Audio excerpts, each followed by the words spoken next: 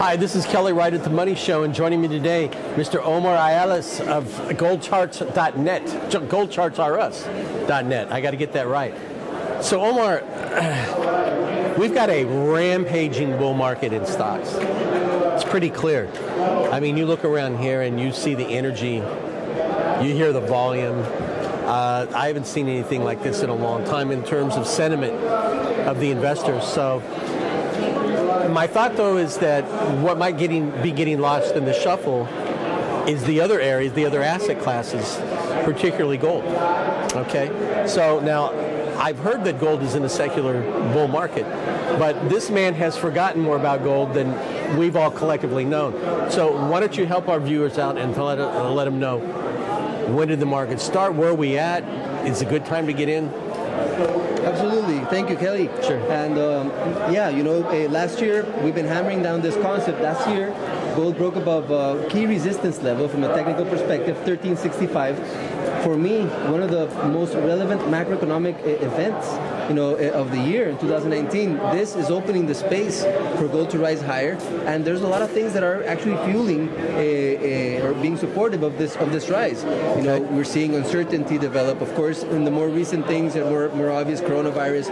The killing of the Iranian general. So geopolitical issues. Right. But I do feel that, especially in 2019, we actually saw the uptrend, secular uptrend in gold as it pertains to debt monetization, financial conditions, economic easing, how the destruction of currency has actually fueled demand for gold as a safe haven. And we saw this in 2019 more than any time before in the past 10, 20 years. So let me ask you a question. We have a very activist central bank in America. Actually, there's activist central banks all around the globe, and they're all working together. So one of the things that gold has always been has been a store of wealth and a protection against something bad happening. But with activist central banks backstopping the market all the time, where does that provide a space for gold to act in its traditional historic sense?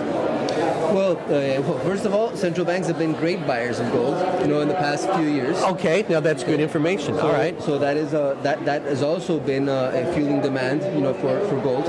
Interesting. You see countries like, traditionally China, India, but you see, for example, Russia being a big buyer of gold recently. That's very interesting. Divest from U.S. dollars. We do see big mechanics. The gold is one of those things. It's a check and balance for central bankers. Central bankers, can maybe influence, the rate of the interest, or you can buy assets here and there. But sure. Ultimately, gold is the measuring stick for these currencies and for these actions of central bankers. And the rise, basically in gold tells us, that these issues are either going to explode somehow. That's some very good information. I had no idea that central banks were amassing greater stores or numbers of gold. So that's very, very interesting. We're going to have to pursue that in another segment. So you all stick around with us. This is Kelly Wright at The Money Show with Omar Ayales. Thank you so much. Thank you, Kelly. Thank you, guys.